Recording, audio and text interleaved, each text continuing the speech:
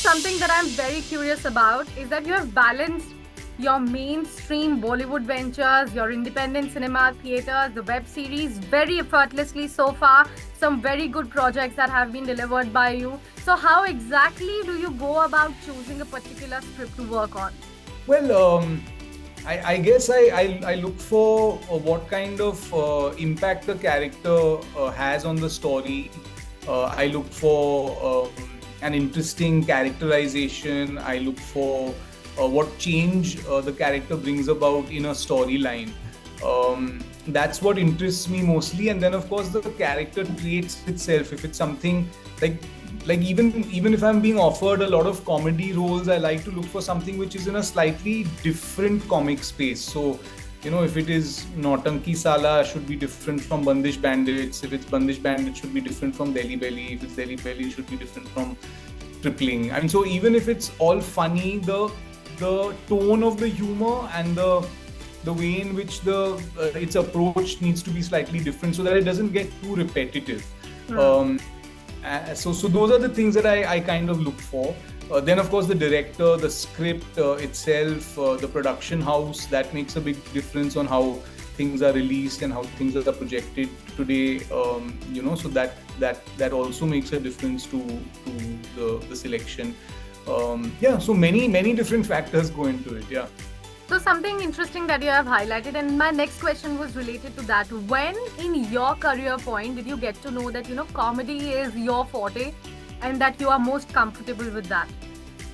Well, it kind of because Delhi Belly was the first major success and it was in the comic space. I think even the other roles that came my way were in the more light-hearted space. So even like a Ye Jawani or a Nautanki or a Tripling, they're all with the comic strain in it. I mean, the characters are layered, they do have emotional romantic arcs, they do have other things happening, but it is a lot to do with bringing that sort of slight comic element into it. But I mean, it just so happens that was the genre that clicked for me. And I'm more than happy to do it. I love doing comedy. It's not like I'm complaining. Okay, and you come from theatre background, and if I'm not wrong, you have come back to theatre almost after a decade.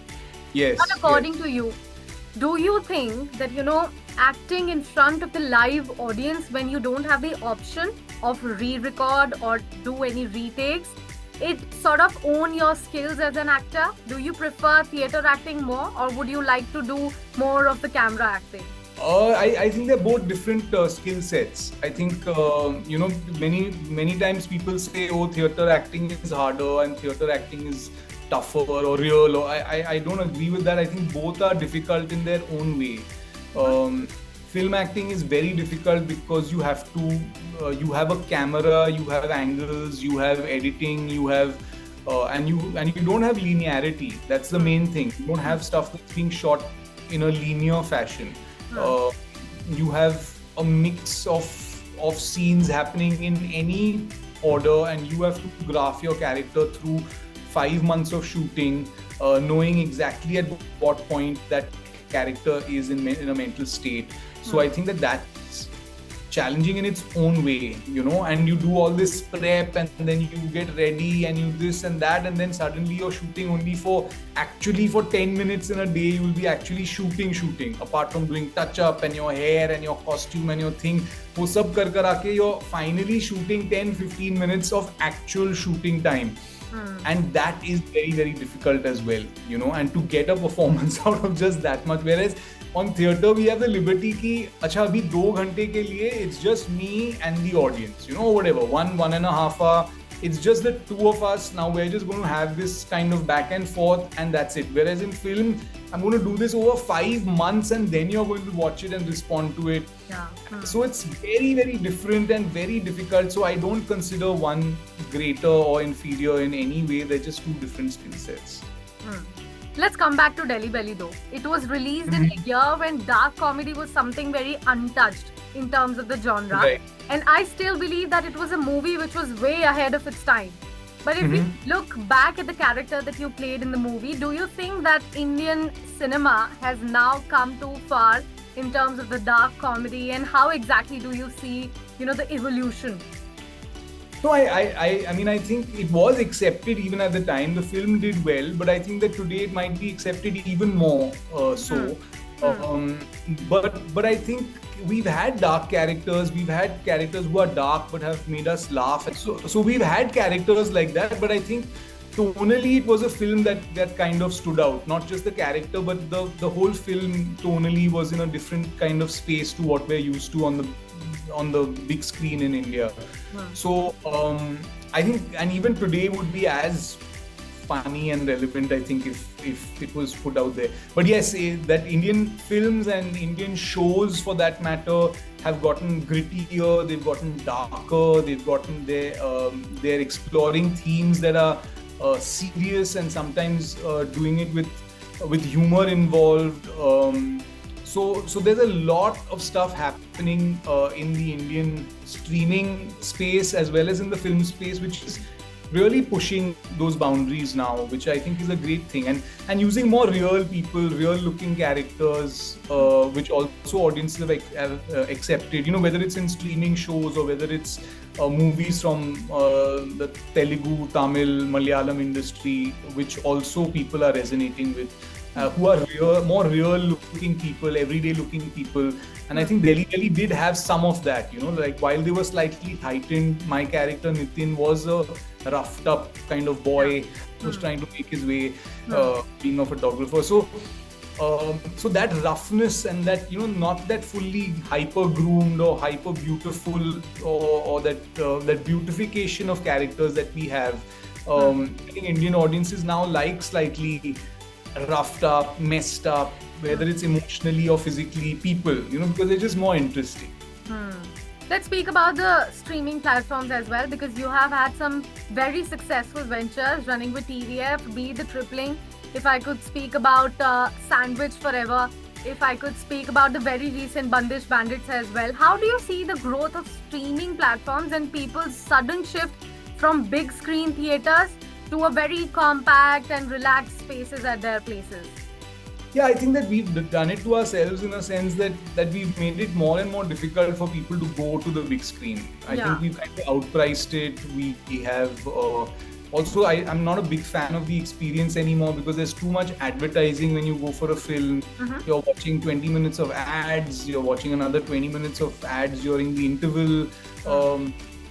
You're paying for overpriced food. So I think that the reasons we have left for the public to go to a movie have shrunk. And now unless it's an event film, unless it's a film that everyone has to see on a weekend, people just much prefer just watching it at home when it comes out in the comfort of their home for very little money. So we have kind of, I think we are to blame in a sense of the experience of going to a cinema.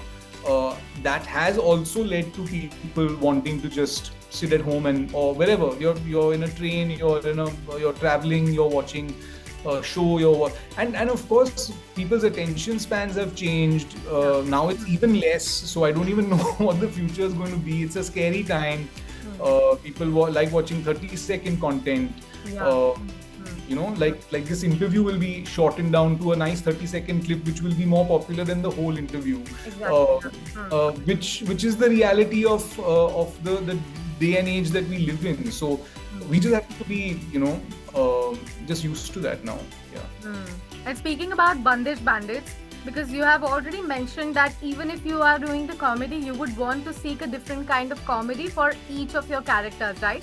But if I could speak to you about the character Arya, because it stayed with me and I loved watching you in Bandish Bandits. So what drew you towards that particular script? Because it's all about music, it's all about blending the modernity with the classical genre. How did it come to you and why did you say yes to it? Well, Anand, the director, is a dear friend and we've known each other since our theatre days, like for almost 20 years now. And he's hilarious, by the way. Yeah, he's so funny and he's just a very gifted guy. So when we met for the first season, it did take a little convincing because it wasn't one of the lead characters, but it was a very interesting character. And he said, like, we're just going to have fun with this character. He's a loudmouth, he's pushy, and I know that you'd be able to do it. I completely committed to it because Anand and Amrit were so passionate about this character, and I'm so glad that I did, because it's a character that I really love playing. I mean, he just says the wildest things. He says the most inappropriate things at the most inappropriate times. But he's got his heart in the right place. I like that about the character, that he's at a different pitch to everyone else, because he comes from a different world. And I think that's what's interesting, is when you have a world that you've created and then you have this one element who belongs to another world. It kind of suddenly you're like, this is not in this zone, like suddenly these guys are speaking in one way and he's speaking in a completely different ways, and that's what an audience also responds to. Ye banda bhi kya bol raha hai, ye to kuch aur hi, from a different planet only altogether. So that's what's interesting, and I think the collaborative process with Anand was so good, because we really vibed together and gelled together. He would come with some lines he's written every morning, or I would come with a few lines I've written every morning, and we would kind of exchange a few notes and say, we ye bolte hain, no, not this is too much, don't say that, you're mad or what. So that kind of stuff, we just go back and forth with that and finally come to something. But I mean, of course, a lot of the lines are written by the writers, but there was some improv that Anand and me did on set as well. And I think that's the charm of a theatre actor. You know how to go ahead with improv, and that too very seamlessly and very smoothly. Yeah. But if we should, talk about, we cannot forget about Taran from Ye Jawani Hai Diwani. The movie was recently re-released to the theatre. Did you revisit your character? What stayed with you from your character, Taran? Well, I haven't watched it at the re-release, but some of my family did go and they thoroughly enjoyed it. People were they sent me videos of people dancing to some of the songs while the songs were going on. So it was almost like one of those Sound of Music sing-along screenings that you have, where everybody just sings the lyrics together. So it's taken on that kind of status in a lot of people's hearts, and that's very, very nice to know that it's a film that has that longevity and has that special place for a lot of people. So just to be a part of that to start with is special, because you could act your whole life and not be a part of a movie like that. But I'm just privileged to have been a part of a movie like that. The character, I think Ayan was quite clear that he wanted a character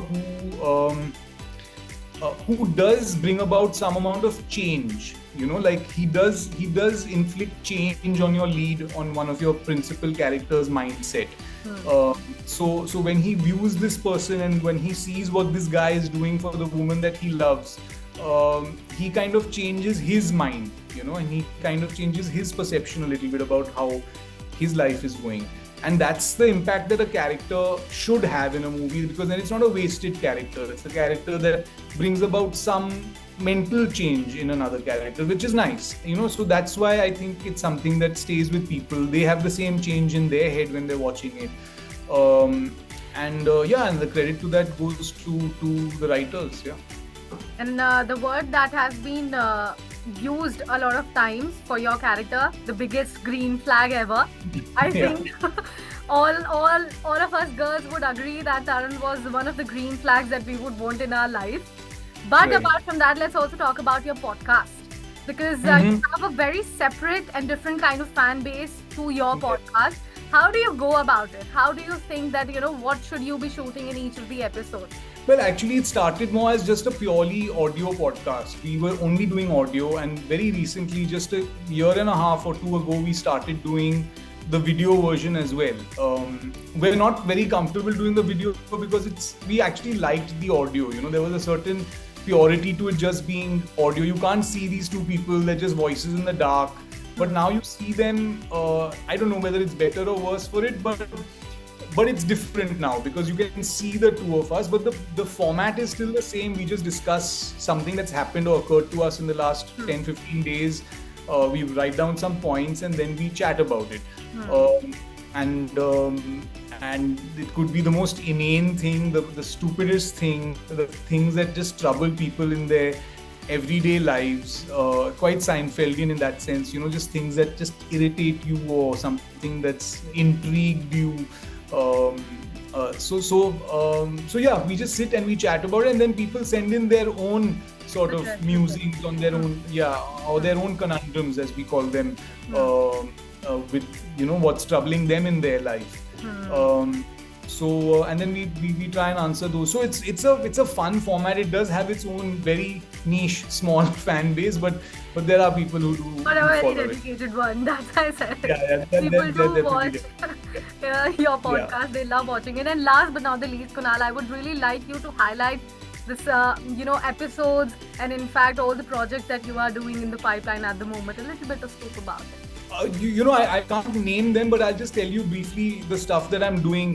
There's one that a movie, actually a road film, a road trip film that I've shot with Manish Paul, myself, which is sort of like a tripling but with two guys. It should be fun. There's a web series I did which is with Pankaj Kapoor sir and Mona Singh, which is a slice of life family drama, which is it's a small but very interesting web series. There's one I shot with Applause that's kind of behind the scenes look at something. I don't want to say too much, but it's a show we shot last year, which is hopefully out this year. There's another film I just finished shooting, which is in a sort of mystery space. So yeah, there's lots of interesting stuff out there. Hopefully 2025 is a big year. Yeah, 2025 should be the year where all of this comes out. Yeah. So we are hoping to chat with you again soon, and possibly you're in the studios, not behind not the Zoom cameras. Yeah, absolutely. Thank you so much, Kunal, for joining us here on a chat on News9. It was lovely chatting with you. It was quite insightful, and I would love to chat with you again in person. Thank you for having me. Thank you so much.